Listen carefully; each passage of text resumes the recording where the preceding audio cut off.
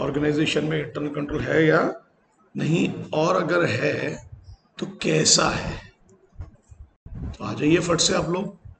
So far the auditor is concerned the examination and the evaluation of internal control system is an inseparable part, आप लिख लेंगे वहां पर, inseparable part of overall audit program। Objective बनता है जो internal control का evaluation और एग्जामिनेशन है वो ऑडिट प्रोग्राम का एक इनसेपरेबल हिस्सा है, आपको करना ही करना है। ठीक है, उसके लिए क्या करना होगा और क्यों करते हैं हम लोग इंटरनल कंट्रोल को, इवेल्युएट और examine. Second line is all about that. Auditor needs reasonable assurance. भाई हमें को रीजनेबल एश्योरेंस चाहिए, क्या क्यों चाहिए, कि जो कंपनी के अंदर अकाउंटिंग सिस्टम फॉलो किए गए वो एडिक्वेट है या नहीं है, जो अकाउंटिंग इंफॉर्मेशन रिकॉर्ड की गई बराबर है वो एडुकेट है या नहीं है। आई रिपीट, दो चीजों की एडुकेशन देख रहा हूं, किस किस क्लीन, अकाउंटिंग सिस्टम और दूसरा अकाउंटिंग इंफॉर्मेशन। बराबर है बराबर है। तो अगर सरल भाषा में बोले तो अगर अच्छा इंटरनल कंट्रोल है, क्वालिटेटिव इंटरनल कंट्रोल है, that contribute towards such assurance. बराबर है, यहां तक पैराग्राफ क्लियर हुआ। क्वेश्चन बनता है यहां पर, क्या क्वेश्चन बन रहा है कि जो आपका इंटरनल कंट्रोल का इवैल्यूएशन और एग्जामिनेशन है वो कौन सा पार्ट है ऑडिट प्रोग्राम का। तो आंसर क्या है, इंडिस्पेंसेबल, इनसेपरेबल है सर, ऐड करना ही करना है, इंक्लूड करना ही करना है। ठीक है, क्या चाहिए ऑडिटर को, रीजनेबल एश्योरेंस, किन दो चीजों की एडुकेसी को लेके, अकाउंटिंग सिस्टम और वेरी गुड अकाउंटिंग इंफॉर्मेशन, बहुत बढ़िया। Auditor should gain an understanding of the accounting system and related internal control and should study evaluate the operation of these। सिर्फ इंटरनल कंट्रोल को बोलो, सिर्फ इंटरनल कंट्रोल को ऊपर से नहीं देखना है, उनके इंटरनल ऑपरेशंस को भी एवेल्युएट करना है कि अंदर जो काम चल रहा है वो सही चल रहा है या नहीं चल रहा है ना, upon which he wish to rely in determining the, उस पर डिसाइड करूंगा मैं कि मेरा ऑडिट का क्या नेचर होगा, कब करूंगा और किस हद तक करूंगा, and whether we are able to use the other audit procedure or not. That is test of details, this test of details. इस पैराग्राफ में ही क्वेश्चन बन गए भाई साहब, एक दो तो। अब आ जाइए, अब बेनिफिट्स बहुत इजी है, डायरेक्ट पूछेगा बताइए क्या बेनिफिट्स है अगर आप इंटरनल कंट्रोल को इवैल्यूएट करते हैं। अगर आप इंटरनल कंट्रोल को इवैल्यूएट करते हैं, यार बहुत सारे बेनिफिट है। पहला बेनिफिट तो बहुत इजी है कि review of internal control with enable the auditor to know, कौन सी दो चीजें पता कर लेगा उसको, एरर्स और फ्रॉड्स है जो होने वाले हैं, लाइकली टू बी लोकेटेड, जो मिलने वाले हैं मुझे, एरर्स और records and record, okay, likely to be, ऐसा बोलते चलो साथ साथ में। अगर मैं इंटरनल कंट्रोल को इवैल्यूएट करूंगा तो फ्यूचर में होने वाले फ्रॉड एंड एरर्स को मैं आसानी से समझ जाऊंगा, फाइंड आउट कर लूंगा। दूसरा, whether an adequate internal control system is in use and operating as planned by the, जो इंटरनल कंट्रोल ऑर्गेनाइजेशन ने बनाया था तो बनाया ही कागज पे या एक्चुअली वो यूज में है और ऑपरेशन में है या नहीं है। पता चला सिर्फ कागज पे है, यूज पे नहीं है, सिर्फ पेपर पे है, यूज पे नहीं है। क्लियर है ना, रिपीट करते जा रहा हूं मैं चीजों को। अच्छा इंटरनल कंट्रोल सबसे पहला बेनिफिट क्या दे रहा है, कौन से एरर, कौन सी चीजों को फाइंड आउट करवा रहा है, एरर्स और फ्रॉड्स जो likely to be located in the future. Internal control का एक्चुअल यूसेज है या नहीं है, क्या एक्चुअल ऑपरेशन में है या नहीं है, या सिर्फ कागज पे है। तीसरा, वेदर एंड, बोलो यार बोलो, whether and effective internal audit department is operating, क्या कंपनी के अंदर एक इंटरनल ऑडिट डिपार्टमेंट एग्जिस्ट करता है या नहीं करता है, जो बिल्कुल होना चाहिए। आगे आ जाओ, whether any administrative control has a bearing on his work. What is that mean, if the control over worker recruitment and enrollment is weak, there is a likelihood of dummy names included in the wage sheet, and this is relevant for the auditor. क्या मतलब हुआ? अगर आपको लगता है कि internal control के लोग किन लोगों को हायर कर रहे हैं, बोलो, डमी नेम्स को, मतलब सिर्फ नाम आ रहे हैं, इतने वर्कर्स इंक्लूड नहीं है, सिर्फ नाम लिखे जा रहे हैं ऑर्गेनाइजेशन में, इतने वर्कर्स इंक्लूड नहीं है वेस्ट शीट पर, just to increase the expenses, just to show कि इतने लोग काम कर रहे हैं, इतना खर्चा हमारी तरफ से होगा। तो वेदर एनी एडमिनिस्ट्रेटिव कंट्रोल उस पे है या नहीं? What is administrative control? जल्दी बोलो। क्या इंटरनल कंट्रोल के रिक्रूटमेंट और सिलेक्शन पॉलिसीज पर वो जिन लोगों को हायर कर रहे हैं अपने यहाँ पर काम करने के लिए, क्या उन पर कोई ऊपर से कंट्रोल है या नहीं? ऑर्गेनाइजेशन ऊपर से किसी को बिठाया कि नहीं बिठाया? 4 बेनिफिट्स पढ़े इंटरनल कंट्रोल के। सबसे पहले क्या पढ़े आप लोगों ने? इंटरनल कंट्रोल क्या है? एक इंडिस्पेंसेबल पार्ट है ऑडिट प्रोग्राम का, जिसे आप अलग नहीं कर सकते। और अगर आप इंटरनल कंट्रोल को इवेल्युएट और एग्जामिन करते हैं तो you will get the reasonable assurance. बराबर है? 2 चीजों की एडिकेसी आपको पता चलेगी। पहली, अकाउंटिंग सिस्टम प्रॉपरली फॉलो हो रहा है कि नहीं, और अकाउंटिंग इंफॉर्मेशन क्लियर है कि नहीं क्लियर है? बहुत बढ़िया। और उसके आधार पर, इंटरनल कंट्रोल की एडुकेसी के आधार पर आप डिसाइड करेंगे कि नेचर, टाइमिंग और extent of other audit procedure क्या होगा। 5वां advantage, whether the control adequately safeguard the assets. अगर एसेट्स हैं तो क्या कंट्रोल्स एसेट्स को सेफगार्ड? भाई बहुत इंपॉर्टेंट चीज पढ़ा रहा हूं, बनता है इस पे question. 6 point, how far and how adequately the management is performing its function in so far as correcting recording of transactions in his management कैसे परफॉर्म कर रहा है ना ट्रांजेक्शंस को करेक्ट रिकॉर्डिंग के लिए, किस हद तक जा रहा है। How management is discharging its function in so far as correct record of transaction is, if, है ना। 6th 7th है कौन सा? How reliable the reports, records and certificates to the management can be. The extent and the depth, the detailing of the examination that he needs to be carried out in different areas of accounting। आपको पता है ना, ये सब auditor के काम पढ़ रहे हैं हम लोग, है ना। अगर मैं इंटरनल कंट्रोल को इवेल्युएट करता हूं तो मुझे डिटेल में जाने की जरूरत नहीं है। आई रिपीट, है ना। बेनिफिट्स हैं, फटाफट पढ़ लेते हैं। क्या क्या रिव्यू करने पर क्या क्या ऑडिटर को पता चलेगा? एरर्स एंड फ्रॉड्स होने वाले हैं। इंटरनल कंट्रोल एक्चुअली में यूजेज में है या नहीं, ऑपरेशन में है या नहीं है, सिर्फ कागज पर है। फिर इंटरनल कंट्रोल का क्या होना चाहिए बताइए? इफेक्टिव इंटरनल ऑडिट डिपार्टमेंट उनको ऑपरेट करना चाहिए, तो उनकी ऑडिटिंग करेगा, ठीक है, इंटरनल कंट्रोल के। तीसरा, चौथा कि उस इंटरनल कंट्रोल के रिक्रूटमेंट और सिलेक्शन पर एडमिनिस्ट्रेटिव कंट्रोल है नहीं है, डमी नेम्स तो नहीं सिलेक्ट किए जा रहे हैं काम करने के लिए। 5वां, controls are adequate or safeguarding the assets or not. किस हद तक adequately management is discharging its function in so far as correct recording of transaction। Record, transaction को रिकॉर्ड करने के लिए मैनेजमेंट किस हद तक प्रोफेशनली काम कर रहा है कि छोटे छोटे ट्रांजेक्शंस को भी रिकॉर्ड कर रहा है। ये मुझे समझ में आएगा अगर मैं किसको इवेल्युएट करूंगा? Internal control. How reliable the reports, records and certificates to the management can be, and the extent and depth of examination that he needs to carry out in different areas of accounting. And second last, what would be appropriate audit technique and audit procedure in the given?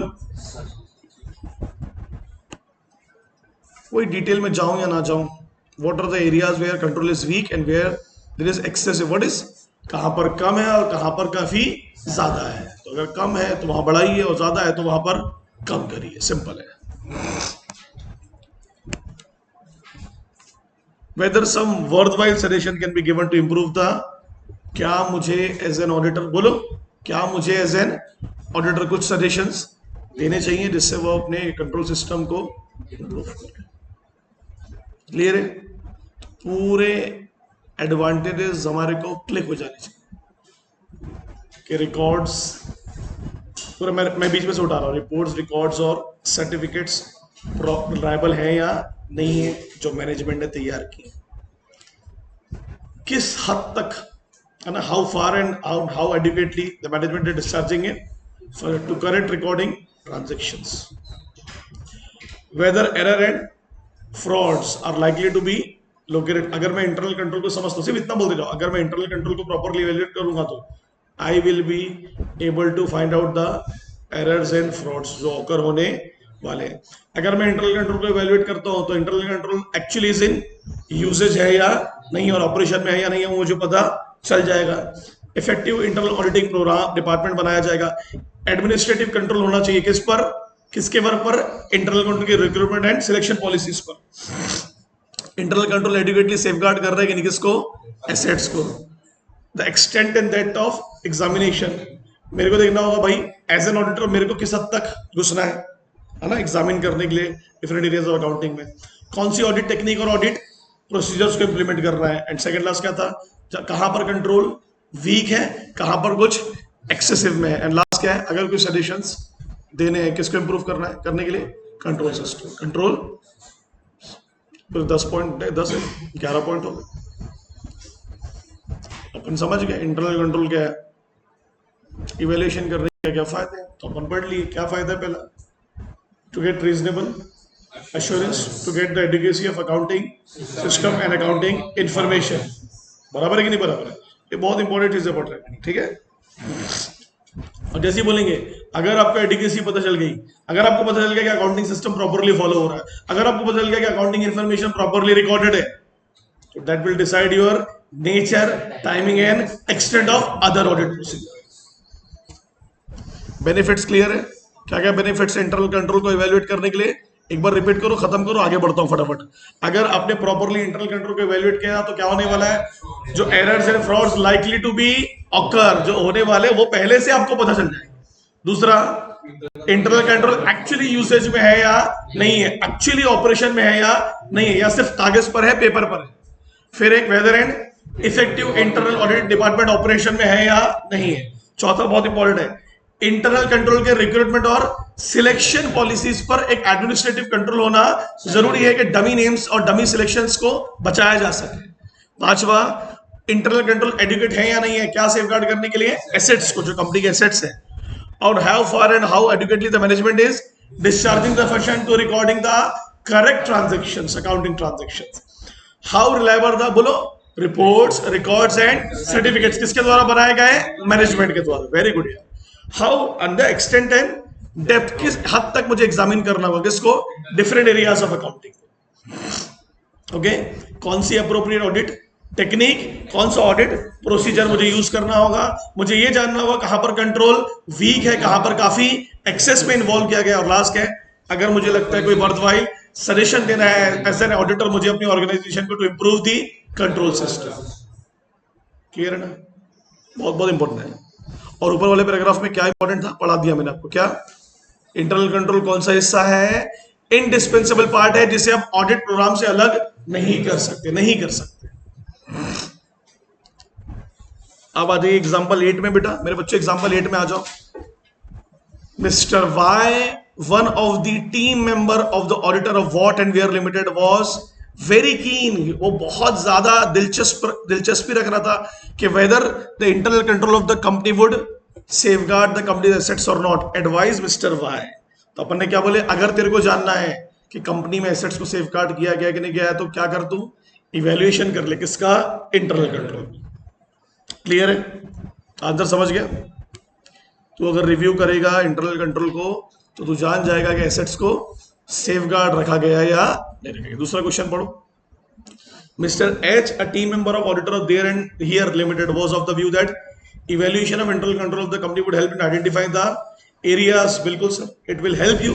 It सिर्फ ये नहीं बताएगा कि कहां पर internal control week है, वो ये भी बताएगा कहां पर एक्सेसिव है, तो वो भी लिखने का। तो जहां वीक है वहां स्ट्रॉन्ग किया जाएगा, और जहां पर एक्सेसिव है वहां पर बैलेंस किया जाएगा।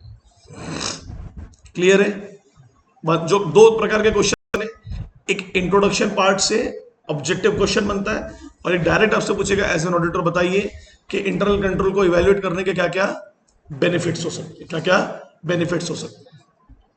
अब आ जाइए आप लोग बेटा, formulate audit program after understanding internal control. आपको तो पता है जो बड़ी यूनिट्स होती हैं, जो बिगर यूनिट्स होती हैं, जो लार्जर यूनिट्स होती हैं, जो बड़ी फर्म्स होती हैं, वहां पर ऑडिट प्लान नहीं, वहां पर ऑडिट प्रोग्राम बनाए जाते हैं, और उसके हिसाब से फिर ऑडिट स्ट्रेटजीज को फॉर्मुलेट किया जाता है। तो ये जो पैराग्राफ है ये हमारे लिए बहुत काम आने वाला है एक सब्जेक्टिव क्वेश्चन के लिए। बताइए ऑडिट प्रोग्राम कैसे बनाया जाएगा after understanding the internal control. चलो स्टार्ट करते हैं। The auditor can formulate his entire audit program, entire पूरा का पूरा ऑडिट प्रोग्राम बनाया जाएगा जब उसको सेटिस्फेक्शन होगा। बताइए किस चीज का सेटिस्फेक्शन? कि ऑर्गेनाइजेशन के अंदर पहले तो इंटरनल कंट्रोल सिस्टम एग्जिस्ट करता है, बराबर है। तो कितना इंपॉर्टेंट लाइन लिखी है, पहले तो मौजूद होना चाहिए, दूसरा उसका एक्चुअल ऑपरेशन। सिर्फ मौजूद होना इंपॉर्टेंट नहीं है, वो एक्चुअली ऑपरेशंस में भी है, काम भी कर रहा है। बोलो यार, अगर वो ऐसा नहीं करता है, अगर वो इंटरनल कंट्रोल सिस्टम के एग्जिस्टेंस को नजरअंदाज करता है, तो आप सिर्फ और सिर्फ उस लाइन को पढ़िए, it is very likely that is audit program में बिकम अनवील्डली और unnecessarily heavy and the object of the audit may be altogether lost in the mass of entries and कर फिर डिटेल्स में जा। अरे डिटेल्स में नहीं जाना है, उतना काम नहीं करना है, इसलिए तो क्या कर रहा हूं, इंटरनल कंट्रोल को ऑब्जर्व कर रहा हूं ना। अगर इंटरनल कंट्रोल से ही सेटिस्फेक्शन मिल गया तो इतनी वाउचिंग और वेरिफिकेशन करने की जरूरत नहीं पड़ेगी ना, बहुत मेहनत लगती है ना। ये इंपॉर्टेंट है। सरल सवाल आएगा, बताइए इंटरनल कंट्रोल को अगर आपने केयरलेसली अननेसेसरली आपने इन्वॉल्व नहीं हुआ उसमें तो क्या नुकसान होगा? तो नुकसान लिख दिया उसने कि जो ऑडिट प्रोग्राम है वो लॉस हो जाएगा in the mass of entries and vouchers, vouching and verification. Clear है?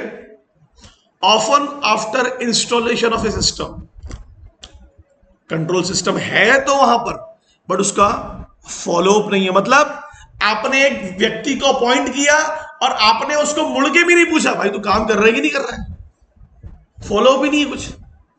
भाई मैंने एक व्यक्ति को अपॉइंट किया अपने घर पर और मैंने अगले 2-3 साल पूछा ही नहीं कि उसका काम, हो सकता है वो गड़बड़ करे, हो सकता है वो काम ना करे, हो सकता है वो कभी आए ही ना काम पे, मैनेजमेंट के द्वारा कोई फॉलोअप लिया ही नहीं गया है उसके कंप्लायंसेस को लेके, बराबर है ना।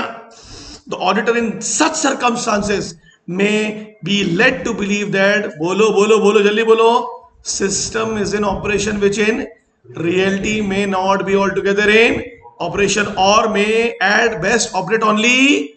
या तो मैनेजमेंट के फॉलो अप ना करने पर क्या हुआ, या तो सिस्टम बोलो बोलो बोलो ऑपरेशन में ही नहीं है और है तो कुछ पार्शियल ऑपरेशन में, काय में है, कुछ डिपार्टमेंट्स में कंट्रोल अच्छा है, कुछ डिपार्टमेंट्स में कंट्रोल वीक है। This state of affairs is probably the worst that auditor may come across and he would win the between the confusion if it does not take care। अगर तुमने internal control को observe नहीं किया तो ये दिक्कतें आ सकती हैं, बराबर है ना। क्वेश्चन आया ना, आपको क्वेश्चन क्या आएगा, if you are not able to find out the actual operation of internal control system you may be not able to make a proper audit program. और ऑडिट इंटरनल कंट्रोल सिस्टम का सिर्फ existence नहीं, उसका operation भी देखना है, उसका सिर्फ ऑपरेशन नहीं उसका एक्चुअल ऑपरेशन भी देखना है, पार्शियल उसकी ऑपरेशन में हमको बिलीव नहीं करना, कुछ जगहों पर इंप्लीमेंटेड है कुछ जगहों पर इंप्लीमेंटेड नहीं है। और ये नजर रखना है कि क्या इंटरनल कंट्रोल सिस्टम पर प्रॉपर फॉलोअप, क्या प्रॉपर फॉलोअप, क्या प्रॉपर पूछताछ, क्या प्रॉपर इवेल्युएशन मैनेजमेंट के द्वारा किया जा रहा है कि नहीं जा रहा। अगर मैनेजमेंट के द्वारा किया नहीं जा रहा, मतलब मैनेजमेंट को इंटरनल कंट्रोल से कोई लेना देना, वो सिर्फ एक बनाई हुई सिस्टम है जिस पर मैनेजमेंट को भी भरोसा या मैनेजमेंट को भी कोई लेना देना, तो वहां तो दिक्कत आएगी फिर वो तो वीक हो गया होगा। क्लियर है? तो इस पैराग्राफ की चीजें क्लियर। अब आ जाइए next, it would be better if the auditor can undertake the review of the internal control system of the client. और रिव्यू कैसे करेगा, क्या फायदा होगा, वो ऊपर पढ़ लिया 11 के 11 point. This will give him enough time to assimilate the control, understanding the control and उसके क्या इफेक्ट हो सकते हैं, and will enable him to more objective rather than subjective in framing the audit program। आपको पता है what is the meaning of objectivity without any bias, without any bias। Control समझ जाएगा तो विदाउट बायस बनाएगा चीजों, ठीक है। assimilate मतलब understand the control and its effect. अगर कंट्रोल नहीं होगा तो इसका इफेक्ट क्या होगा, होगा तो इफेक्ट क्या होगा, अच्छा कंट्रोल होगा तो इफेक्ट क्या होगा, खराब कंट्रोल होगा तो इफेक्ट क्या होगा। He will be in a position to bring the notice of the management the weakness of system and suggest measures for, ये तो हमने भी पढ़ ली ना सर ऊपर, वो वर्ड वाइज सजेशंस देगा। अगर वो कंट्रोल, देखो मुझे बताओ, अगर management follow up, it is the duty of the auditor to give feedback, sir system weak है तो क्यों ना उसे इंप्रूव किया जाए, नहीं तो फिर मुझे काय में घुसना पड़ेगा अदर ऑडिट प्रोसीजर्स में. As a further interim date or in the course of audit, या तो साल के बीच में या ऑडिट करते वक्त in the course of audit ही में ascertain how far the weakness have been removed, है ना. मुझे बताइए, ऑडिट प्रोग्राम स्टार्ट करने के पहले आपने मैनेजमेंट को बता दिया कि सर कुछ वीकनेस है, इसे आपको दूर, और ये दूर हुई कि नहीं हुई कब पता चलेगा? बताइए. या तो अगर मैं बीच में कभी ऑडिट करता हूं या फिर ऑडिट करते वक्त कि वो रिमूव की गई या नहीं की गई. बहुत इंपॉर्टेंट पैराग्राफ है, बहुत ज्यादा. अब आ जाओ next. From the foregoing it can be concluded that the extent and the nature of audit program is substantially influenced by Indian. ये अच्छा पॉइंट है, बहुत अच्छा पॉइंट है ये. तो कंक्लूजन क्या निकला? क्या कंक्लूजन निकला? जल्दी रिपीट करो. What is the conclusion? Sir मेरा ऑडिट प्रोग्राम बेसिकली बहुत ज्यादा अफेक्टेड है. किससे? इंटरनल कंट्रोल सिस्टम ऑपरेशन में है या नहीं है. क्लियर है? तभी तो मैं डिसाइड करूंगा उस ऑडिट प्रोग्राम में कौन सी ऑडिट टेक्निक्स और कौन सी ऑडिट प्रोसीजर्स को इंप्लीमेंट करना है, क्या ऑडिट का नेचर होगा, क्या ऑडिट की टाइमिंग्स होंगी और क्या ऑडिट का एक्सटेंट होगा. ये सब किस पे डिपेंड करेगा? मेरे इवैल्यूएशन के. किसके इवैल्यूएशन पे? Internal control system. क्लियर है? अरे बोलो.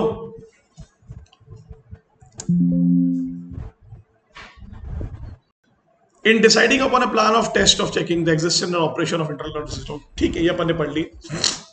A proper understanding of internal control system in its content and working also enable the auditor to decide upon the appropriate audit procedure to be applied in different areas to be covered in.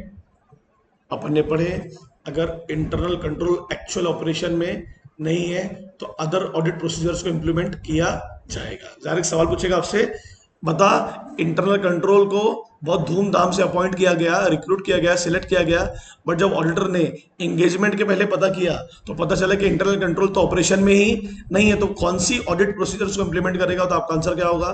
Test of details and other audit procedures. ध्यान रखिएगा. Clear है? चलो एक सवाल है, सुनो. जहां internal control week है तो वहां पर क्या आएंगे? Test of details. जहां स्ट्रॉन्ग है वहां पर क्या हो जाएगा? है ना. बोलिए क्या है? टेस्ट ऑफ डिटेल्स की जरूरत पड़ेगी?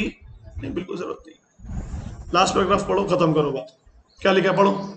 इन a situation where internal control are considered weak the auditor might choose an audit procedure or test that otherwise not be. Normally मैं वहां उसकी रिक्वायरमेंट नहीं एक्सपेक्ट कर रहा था. मुझे नहीं लग रहा था कि मुझे किसी इंटरनल कंट्रोल को डिटेल में चेक करना पड़ेगा, है ना, मगर मजबूरी है कि मुझे करना पड़ा. क्योंकि बोलो बोलो बोलो. क्योंकि I will cover a certain large number of transactions और आइटम्स जो मुझे एग्जामिन करना चाहिए. क्योंकि अगर मैंने उसको एग्जामिन नहीं किया तो मुझे क्या नहीं मिलेगा? बोलिए मालिका. Necessary satisfaction. नेसेसरी डिपेंड करता है, सुनो, डिपेंड करता है कौन से डिपार्टमेंट का इंटरनल कंट्रोल है, कौन से डिपार्टमेंट का इंटरनल कंट्रोल है. अगर रूटीन डिपार्टमेंट का, व्हाट इज रूटीन डिपार्टमेंट? जिस डिपार्टमेंट का असर फाइनेंशियल स्टेटमेंट पे पड़ने वाला है, तो डेफिनेटली अगर वहां वीकनेस है तो वहां मुझे घुसना पड़ेगा ही पड़ेगा अदर ऑडिट प्रोसीजर लेके. तो बाजू में लिख लो अपने, मतलब उससे, if internal control is weak test of details will be applicable. If internal control is weak test of details will be applicable.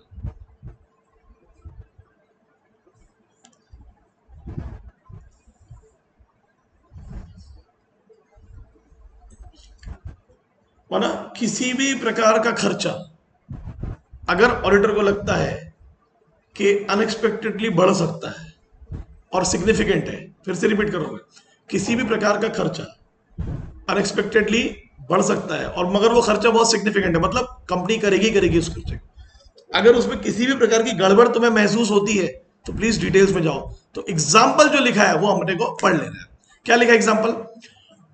ध्यान देना. पहली लाइन क्या है? नॉर्मली एज एन ऑडिटर मेरे को क्या लेना देना है कि आप वेजेस कितने डिस्ट्रीब्यूट कर रहे हो. मैं तो डायरेक्ट क्या देखूंगा? टोटल वेजेस की एंट्री और बात खत्म. एज एन ऑडिटर मेरे को उतनी डिटेलिंग में जाने की जरूरत कि कितने वर्कर हैं और कितने वेजेस दिए जा रहे. बट इफ अगर मुझे पता चला कि जो वेजेस को लेके इंटरनल कंट्रोल है वो, बोलिए ना, लोगों को अपॉइंट कर रहा है, वो सिर्फ डमी एंट्रीज कर रहा है खर्चे बढ़ाने के लिए, खर्चे बढ़ डालो उसमें. Internal control over wages is so weak that exist a possibility of dummy workers being paid, the auditor might include, बोलो ऑब्जर्वेशन, अंडरलाइन कर लो, इंक्वायरी नहीं कर रहा है, इंस्पेक्शन नहीं। अरे सवाल आता है भाई कि वेजेस को फाइंड आउट करना है तो क्या करना पड़ेगा, तो क्या करेंगे, observation of wages distribution to find out the workers who do not turn up the receipt of. तो ये खर्चा सिर्फ दिखाया जा रहा है या एक्चुअली किसी को रिसीव भी हो रहा है, ये आपको पता करना होगा। क्या करके, ऑब्जर्व करके। क्या करके, ऑब्जर्व करके। ऑन द अदर हैंड, फटाफट पढ़ लो, on the other, if he is satisfied with the internal control on sales and trade receivable, the auditor can get trade receivable balance confirmed at almost any time reasonably close to the balance sheet date. But if the control is weak, he may feel that he should get the confirmation exactly on the date of year closing, that he may eliminate the risk of errors and frauds. जल्दी बोलिए, अगर उसको लगता है controls week है तो जिस date पर आपने क्लोज किया है मुझे उस डेट तक की पूरी एंट्री चाहिए। और अगर कंट्रोल स्ट्रांग है तो क्या बोल रहा है, almost any time reasonably close to the balance sheet date. जल्दी बोलो, मुझे फिर से रिपीट करता हूं मैं, जल्दी बताइए। अगर कंट्रोल स्ट्रांग है तो अगर मुझे बताइए 30 तारीख को अगर आपकी बैलेंस शीट क्लोज हो रही है तो कुछ आसपास के खर्चे भी पता चल गए तो मुझे एग्जैक्ट डेट फाइंड आउट करने की जरूरत, वो क्या बोल रहा है, अगर कंट्रोल वीक होंगे ना तो मुझे जिस दिन तूने बैलेंस शीट तैयार किया है ना उस दिन तक का भी खर्चा पता करना, उस दिन तक के भी रिकॉर्ड्स पता। अगर कंट्रोल स्ट्रांग है तो थोड़ा सा दूर का भी बता देगा तो चलेगा। तो वहां एक लाइन लिखी है, ध्यान देखो, reasonable close to the balance sheet date. मिला, 30 तारीख का बैलेंस शीट का क्लोजिंग है, फरवरी तक के भी बता दे, मेरे को तेरे पर भरोसा है क्योंकि मेरे को लगता है तेरा कंट्रोल स्ट्रांग है। तो फरवरी तक अगर तेरा रिकॉर्डिंग ठीक है तो फिर मार्च की भी ठीक ही होगी। बट अगर तेरा इंटरनल कंट्रोल क्या है, वीक है, तो मेरे को जिस दिन मैंने बनाया ना बैलेंस शीट को ऑब्जर्व किया ना जिस दिन, उस दिन तक का भी मुझे पूरा डिटेलिंग चाहिए। That is the logic. समझा मैंने क्या बोला आपको, मैंने फिर से रिपीट करता हूं मैं। अगर तेरा इंटरनल कंट्रोल स्ट्रांग है तो अगर मुझे तू कुछ खर्चे भी बता दे, कुछ दूर के भी खर्चे बता देगा तो चलेगा, भले वो बैलेंस शीट की डेट से थोड़े से दूर भी होंगे तो चलेगा। तो मुझे ऐसा लगता है जो कंपनी जनवरी तक अच्छा काम कर रही है, फरवरी तक रिकॉर्डिंग कर रही है, तो आखिरी महीने में भी बराबर कर रही होगी। बट अगर तेरे इंटरनल कंट्रोल वीक है तो वो लाइन बहुत important, on the date, exactly on the date of year closing. बेटा जिस दिन क्लोजिंग हुई है ना तब तक का भी डिटेलिंग मुझे चाहिए, क्योंकि उस दिन भी तुम लोग क्या कर सकते हो, एरर्स एंड फ्रॉड्स। क्लियर है? अरे बोलो, है ना। अब मुझे बताइए क्वेश्चन बनता है यहां से, 2 क्वेश्चन बन गए। पहला बन गया ऑब्जर्वेशन ऑफ वेजेस को लेकर कि वेजेस नॉर्मली तो ऑब्जर्व नहीं किए जाते हैं, डिस्ट्रीब्यूशन किसके द्वारा, ऑडिटर के द्वारा। बट अगर उसको लग रहा है कि रिक्रूटमेंट और सिलेक्शन क्या है, डमी है, क्या है, डमी है ना, सिर्फ खर्चे दिखाने के लिए, वो किसी को रिसीव हो रहे ही नहीं हो रहे, तो क्या करेगा, ऑब्जर्वेशन ऑफ वेजेस करेगा।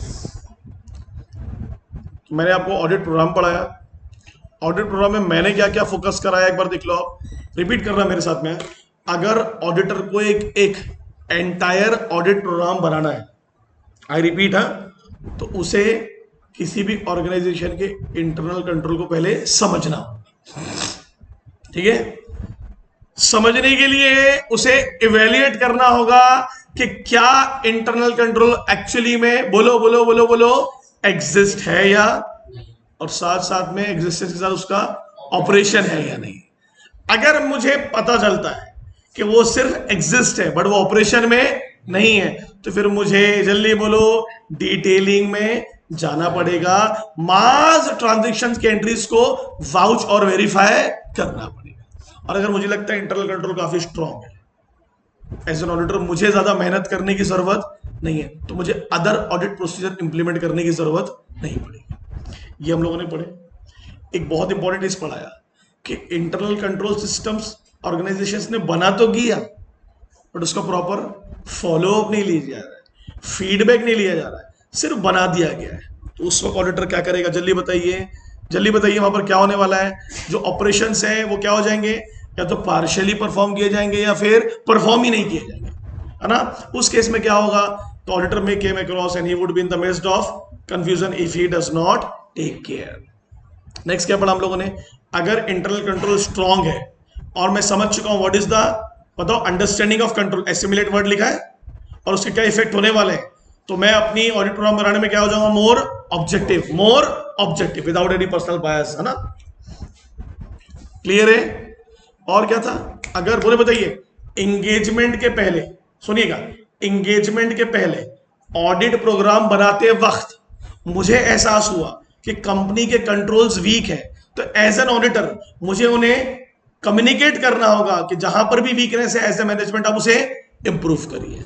अब मुझे लगता है मैंने एंगेजमेंट के पहले तो मैनेजमेंट को बता दिया, बट मुझे अब पता करना है कि मैनेजमेंट ने वो काम किया है या नहीं किया, तो मैं क्या कब करूंगा, या तो कोई इंटरिम डेट में चले जाऊंगा या फिर during the course of audit में पता लग लूंगा कि बराबर उन लोगों ने, मैनेजमेंट ने सिस्टम्स को इंप्रूव किया या नहीं किया। क्लियर है?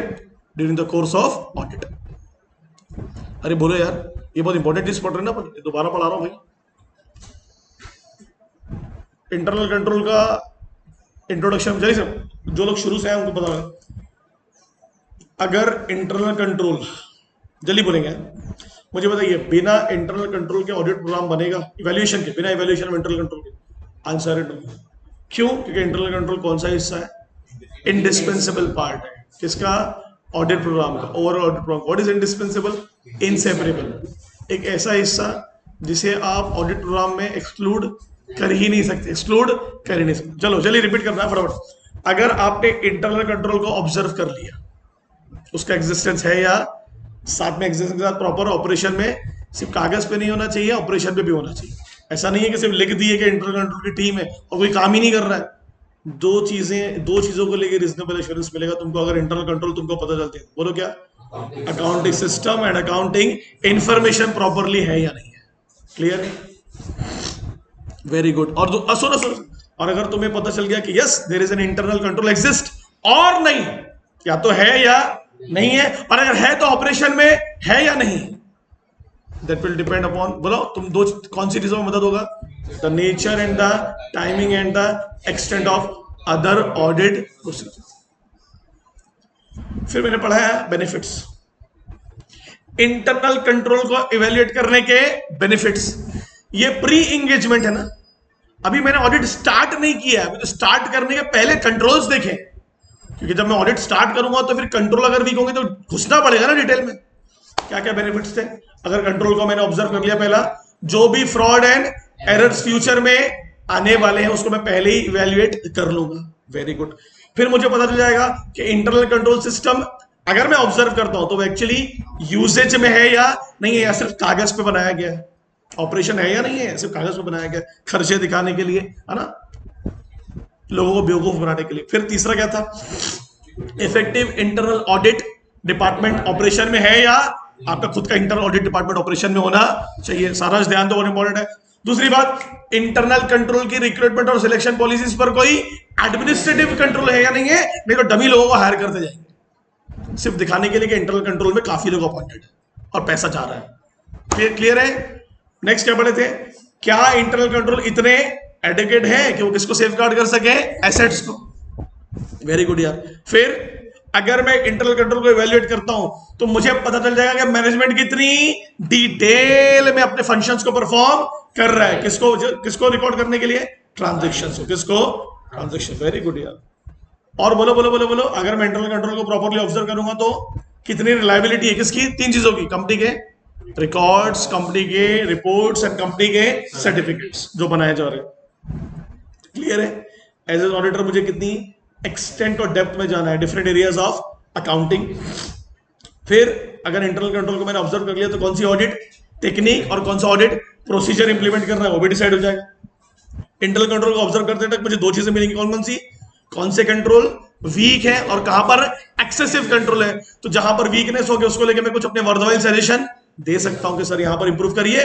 और अगर उन्होंने इंप्रूव किया या नहीं किया मुझे कब पता चलेगा? इंटरिम डेट पर, या कोई बोले during the course of audit. Clear है? मैं आपको गारंटी दे रहा हूं कि आज जो अपन पढ़ रहे हैं उसमें से एक क्वेश्चन एग्जाम में 500% आएगा, गारंटी दे रहा हूं। ये जो बेनिफिट्स पढ़ रहे हो यहां से, और जो आपने ऑडिट प्रोग्राम को लेके जो पूरा का पूरा जो पैराग्राफ पढ़ा वहां से। क्लियर है? सवाल आपको डायरेक्ट पूछेगा, बताइए क्या ऑडिट प्रोग्राम बनाने के लिए इंटरनल कंट्रोल का इवैल्यूएशन जरूरी है? तो आंसर है यस। उसके बिना मैं प्रोग्राम को तैयार पार्शियली तो बना लूंगा बट शायद ओवरऑल ना बना। जो ऑडिट प्रोग्राम बनेगा फिर वो पार्शियल रहेगा, उतना मजबूत नहीं रहेगा, बट ओवरऑल बनाना है मुझे। ओवरऑल मतलब पूरा ऑडिट प्रोग्राम बनाना है, right? Series of verification. Question कहां से आएगा? कहां से आएगा क्वेश्चन? ध्यान करो। क्वेश्चन कहां से आने वाला है?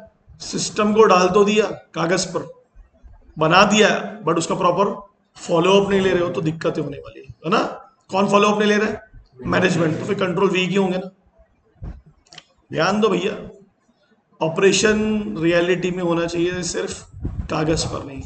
सिस्टम के होने से फर्क नहीं पड़ेगा, सिस्टम के काम करने से फर्क पड़ेगा। ओके, तो एंड और में भी देखना, एंड लिख दिया कि और लिख दिया, क्या कौन से दो वर्ड आएंगे? Existence and operation. अच्छा, नॉर्मली डिस्ट्रीब्यूशन ऑफ वेजेस के काम को ऑडिटर ऑब्जर्व नहीं करता है, बट अगर उसे लगता है कि इंटरनल कंट्रोल वालों ने डमी लोगों को हायर किया है जस्ट कंट्रोल टीम को दिखाने के लिए कि देखो कितने लोगों को हायर किया हमने कंट्रोल्स में, बट ऐसे इतने लोग तो हायर है नहीं, और पैसा जबरदस्ती जा रहा है। आई रिपीट, ये पूरे ऑर्गेनाइजेशन की रिक्रूटमेंट की बात नहीं हो रही है, इंटरनल कंट्रोल में जो एम्प्लॉयज अपॉइंट किए जा रहे हैं उनकी बात हो रही है। अंडरस्टैंड है?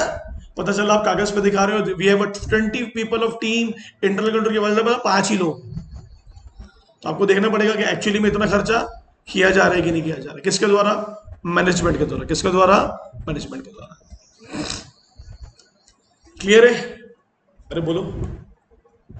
तो इंटरनल कंट्रोल स्ट्रांग है आपका, सेल्स और ट्रेड रिसीवेबल से सेटिस्फाइड हो। अब आपको लगता है यार सेल्स बराबर ट्रेड रिसीवेबल बराबर, क्योंकि कंपेयर कर लिया ना मैंने, कितना माल बेचा उस पर कितने रिसीवेबल्स आपको मिलने वाले हैं। तो मुझे क्या करना होगा बोलो? एक रीजनेबल डेट पर भी मैं क्लोजिंग कर दूंगा ना, मुझे डेट तक रुकने की जरूरत। बट अगर आपके कंट्रोल वीक है तो मैं क्या करूंगा? जिस दिन तुम बैलेंस शीट को रिकॉर्ड कर रहे हो ना, उस डेट के भी मुझे ट्रांजेक्शन की डिटेल्स चाहिए। तो ये काय में आ जाएगा? डिटेलिंग में, टेस्ट ऑफ डिटेल्स। अब आ जाइए आप लोग, नेक्स्ट क्या है? देखो भैया रिपीट कर दिया, इवैल्यूएशन ऑफ इंटरनल कंट्रोल और मेथड्स, बहुत ज्यादा इंपॉर्टेंट टॉपिक। क्या मेथड होने वाली है देखते हैं। अच्छा, जब ये पढ़ रहे हो तो ऐसे इमेजिन करो कि ऑडिटर ने अभी तक ऑडिट को स्टार्ट नहीं किया है, स्टार्ट करने के पहले वो क्या क्या करने वाला है। ठीक है, फिलहाल and a review of internal control can be done by a process of, पहले समझो उसको, फिर उसको एग्जामिन करो एंड फिर उसको एवेल्युएट करो। किसके द्वारा इंस्टॉलेशन है वो इंटरनल कंट्रोल? मैनेजमेंट के द्वारा। किसके द्वारा अपॉइंटेड है? मैनेजमेंट के द्वारा। क्लियर है? बोलो यार। फिर द फर्स्ट स्टेप इन्वॉल्व्स, क्या फाइंड आउट करना है तुमको? Determination of control and procedure laid down by management, कि कंट्रोल है या नहीं है, और कंट्रोल अपॉइंट करने के लिए कौन सी प्रोसीजर मैनेजमेंट ने यूज किया था। By reading company manuals, underline भैया। कैसे पता चलेगा तुमको?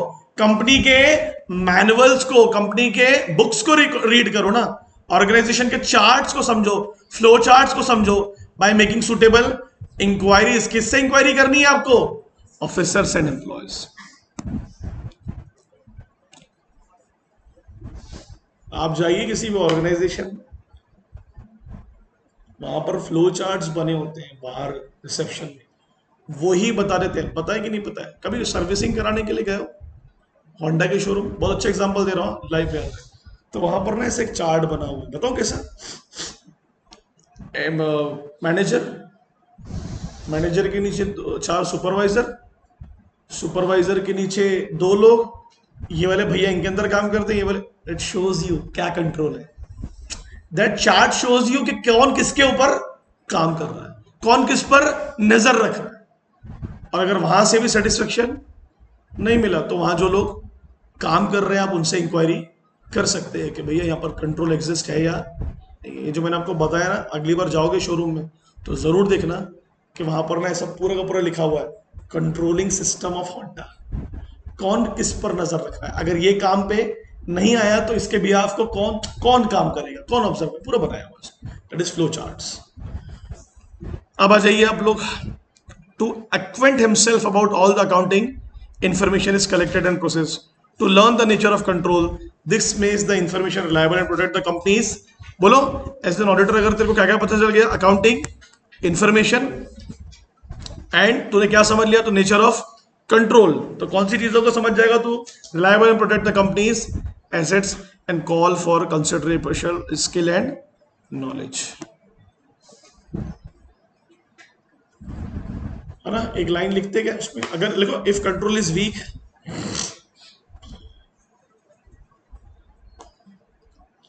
If control is weak, auditor can suggest management.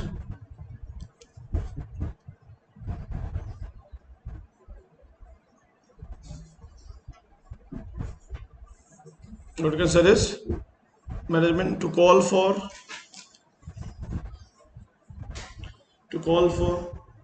more skillful and knowledgeable controls. Appointment.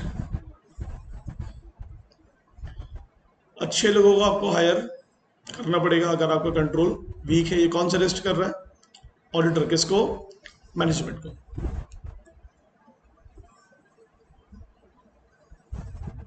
सही है? क्लियर है?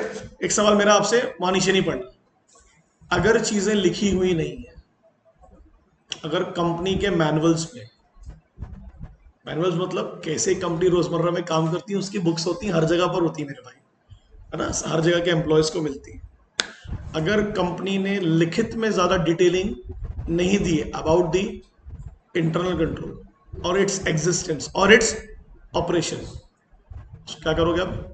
इंक्वायरी करोगे. क्या करोगे? इंक्वायरी. किससे? Officers and employees. किससे करोगे? पढ़ो नेक्स्ट के लिए. Very little of this information is available in writing. The auditor must ask the right people the right question if he is get the information he wants. Clear है? और पूछने के बाद क्या करना है? इंक्वायरी करने के बाद क्या करना है? उसके रिटर्न नोट्स बना लेने हैं. क्लियर है? इंक्वायरी में काम आएगी आप, बाद में इंक्वायरी करने में काम आएगा. बाद में कब? अगर इंटरिम ऑडिट में कुछ पता चला और during the course of audit में कुछ पता चला तो ये जो मैंने पूछताछ किया है ये मुझे बाद में काम आ सकता है. ठीक है? क्रॉस रिकॉर्ड करने के लिए. अब आ जाइए आप लोग.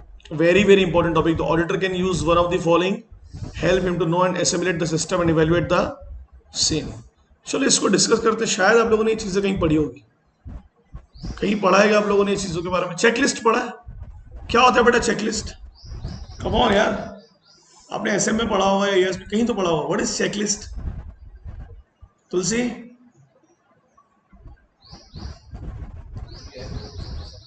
हाँ, एसएम में क्या थी चेकलिस्ट? बताइए. कोई नया एम्प्लॉयर है उसको कौन कौन सा एक्सेस देना है.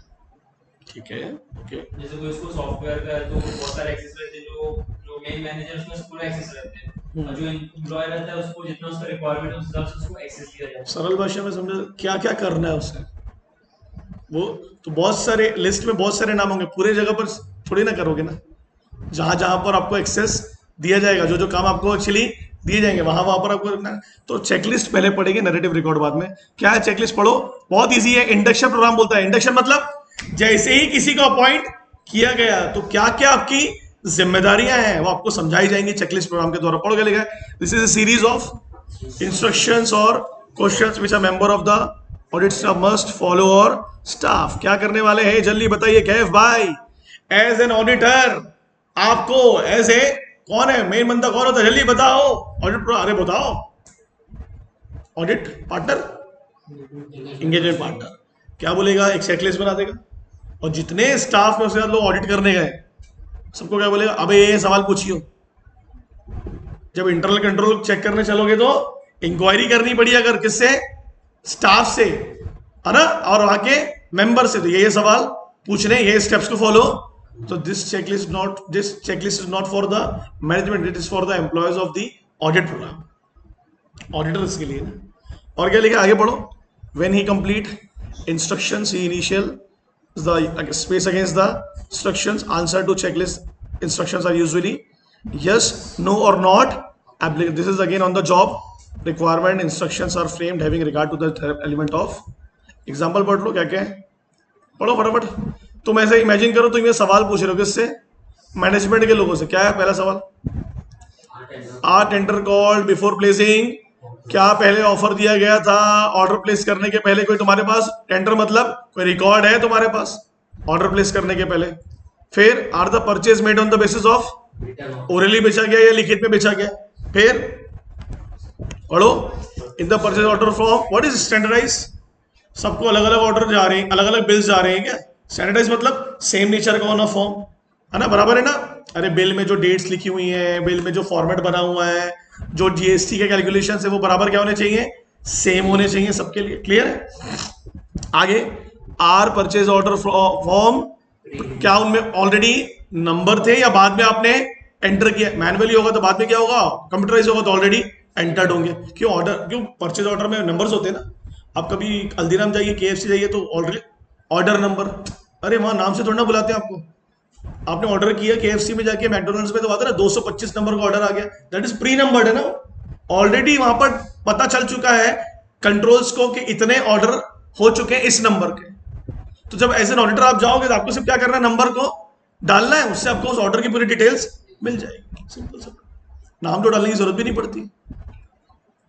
And are the inventory control accounts maintained by the, बोलो बोलो बोलो बोलो, who have nothing to do with the custody of work, receipt of inventory, inspection of inventory and, क्या ऐसे आदमी के पास में इन्वेंट्री कंट्रोल अकाउंट्स है जिसका इन चीजों से लेना देना नहीं? किस चीजों से? Custody of work, receipt of inventory, inspection of inventory and purchase of inventory, है ना। क्या वो इन्वेंट्री को संभालने वाला आदमी है? What is that mean? अरे यार, अगर आप ऐसे आदमी को ही कंट्रोल में डाल रहे हो इन्वेंट्री के, जो इन्वेंट्री को संभाल रहे तो बायस हो जाएगा ना। अरे यार तुम समझे नहीं, एक इन्वेंट्री है, वहां पर आपको क्या ऑब्जर्व करना है, कितना माल आया, कितना रखा गया है और कितना बेचा जाएगा वहां से। तो अगर आप उसी आदमी के हाथ में कंट्रोल दे दोगे तो वो तो बायस्ड होगा ना। आपको क्या करना है, आपने एक आदमी को अपॉइंट किया इन्वेंट्री कंट्रोल्स के लिए, तो ध्यान दे रहा, समझ रहा आप क्या बोल रहा हूं? जो आदमी इन्वेंट्री को मेंटेन कर रहा है वो उसे कंट्रोल नहीं करेगा, ध्यान दीजिएगा, नहीं तो वो बायस हो जाएगा ना। आप समझे मैंने क्या बोला? जिसको काम दे रहे हो उसको कंट्रोल का काम मत दो, मत दो, उसको अलग रखो, एक आदमी को अलग रखो। किसने प्रिपेयर किया ये चेकलिस्ट? देखो कौन स्टडी करेगा? Principal manager senior to ascertain existence of internal control, evaluates implementation and efficiency.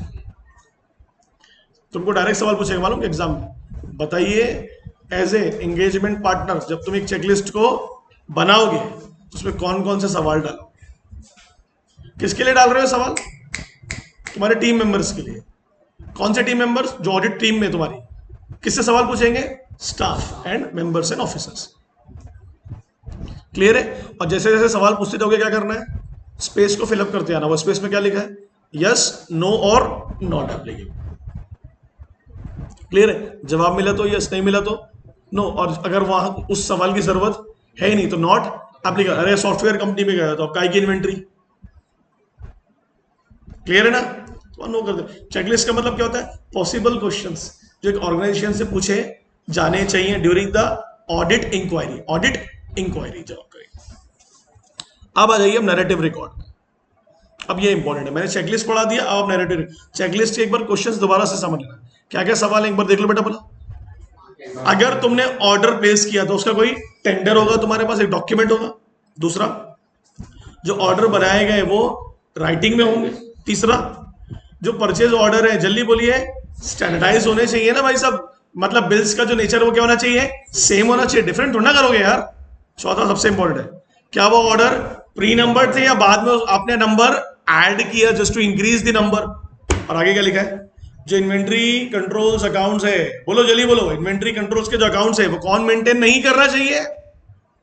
जो आदमी ऑलरेडी इन्वेंट्री की कस्टडी में इन्वॉल्व है, ऑलरेडी इन्वेंट्री को रिसीव कर रहा है जब वो आती है वहां पर, और इन्वेंट्री को इंस्पेक्शन कर रहा है और उसे परचेस कर रहा है। इस आदमी को इन्वेंट्री से रिलेटेड अकाउंट्स बनाने नहीं है, नहीं तो ये क्या हो जाएगा? बायस हो जाएगा। क्या हो जाएगा? बायस हो जाएगा। और कौन बनाता है ये चेकलिस्ट? कौन स्टडी करता है बनाने के बाद में? Principal manager senior to ascertain whether existence of internal control is implementation and its efficiency. Narrative का बेसिक मतलब ये होता है, सुनो सुनिए, नरेटिव का मतलब होता है एक व्यू तैयार करना। सुनेंगे पूरी बात। जब आप इंटरनल कंट्रोल को ऑब्जर्व करते हैं तो एक नरेटिव बनता है एज एन ऑडिटर आपके दिमाग में। अगर वीक है तो एक नरेटिव बनता है, यार डिटेलिंग करनी पड़ेगी। स्ट्रॉन्ग है तो एक नरेटिव बनता है, यार मुझे ना डिटेलिंग करने की जरूरत। So there is a narration. आप पढ़ेंगे तो क्लियर होगा। फटाक से लिखो क्या लिखा है।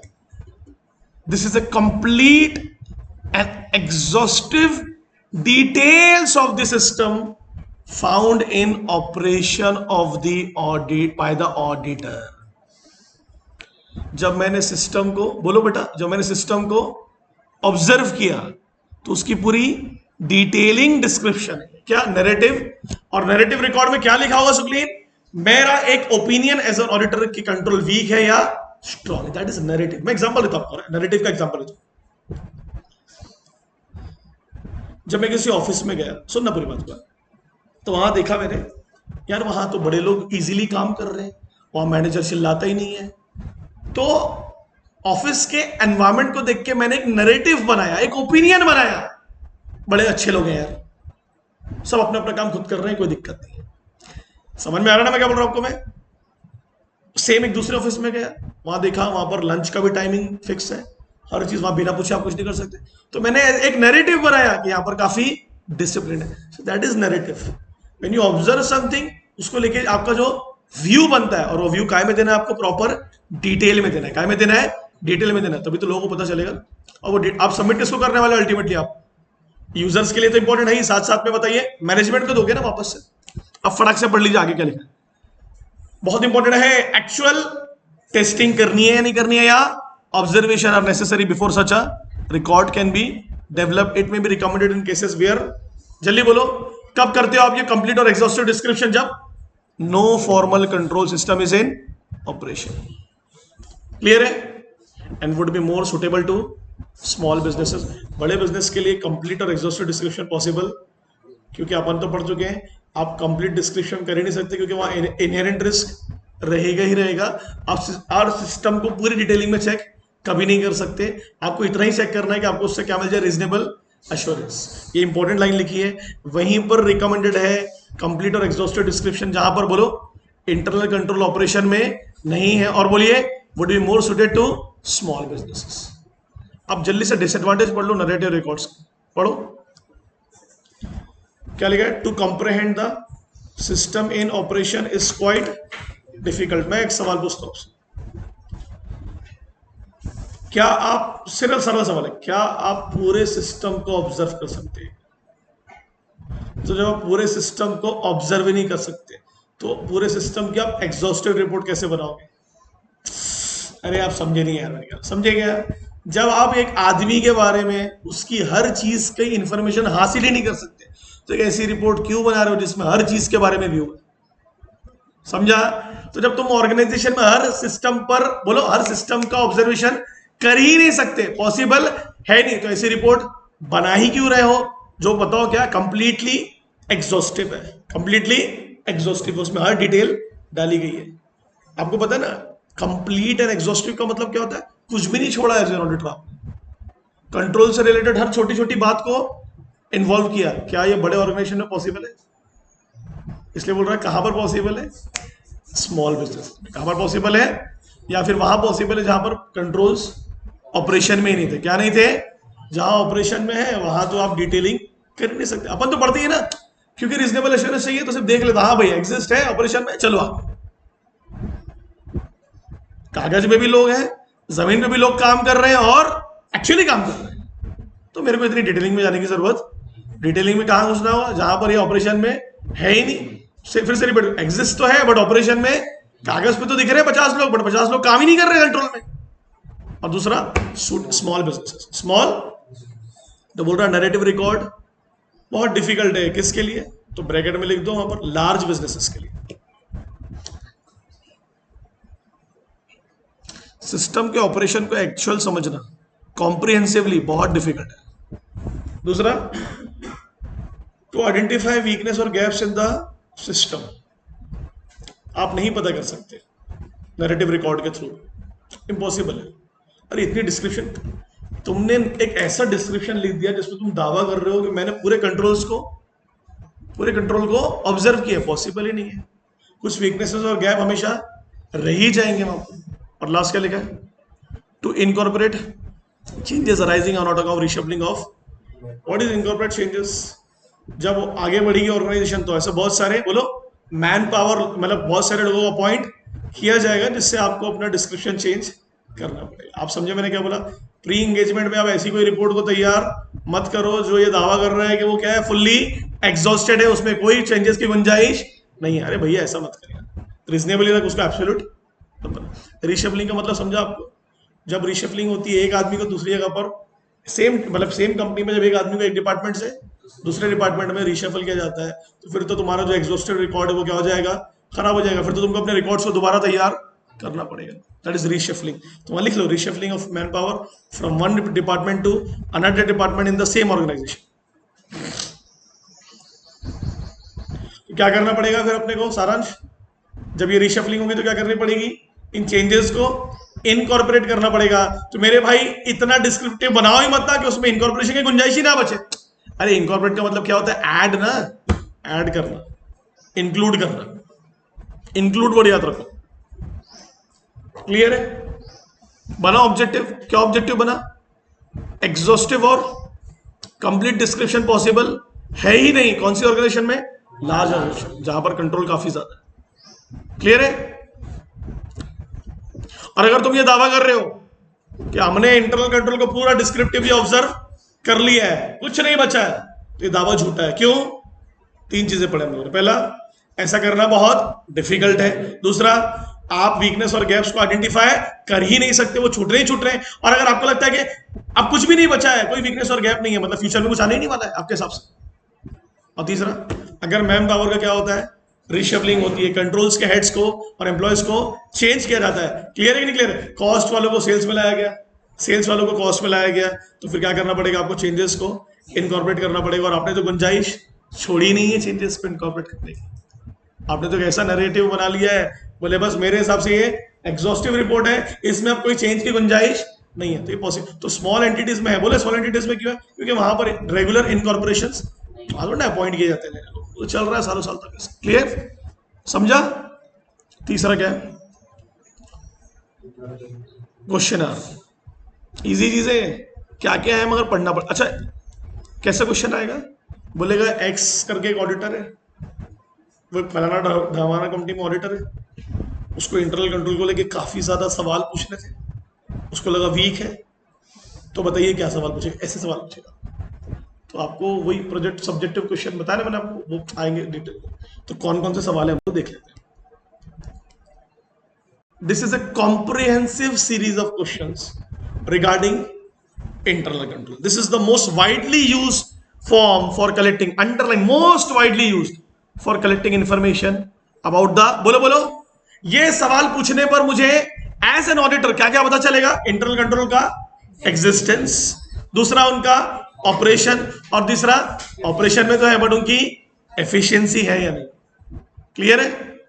अरे ऑपरेशन में तो है बट पता चला दमदारी नहीं है, तो शायद उनका उतना इफेक्ट ना पड़े।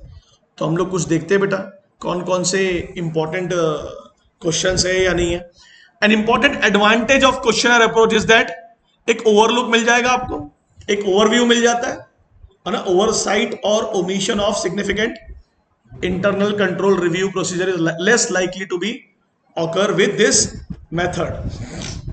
क्या हो जाएगा? सवाल बोलो, जल्दी सोचो। इस लाइन का मतलब क्या है? अगर तुम क्वेश्चनर तैयार करके जाते हो और तुम्हें सवालों के जवाब मिल जाते हैं तो तुम बोलो, जल्दी बोलो, तुम ना इंटरनल कंट्रोल को ज्यादा रिव्यू करोगे ना कुछ छूट जाएगा तुमसे। ओवरसाइट का मतलब क्या होता है? ओवरडन, ना कुछ ज्यादा करना पड़ेगा ना कुछ तुमसे छूट जाएगा अगर तुम्हारे सवालों के जवाब तुम्हें मिल जाते हैं।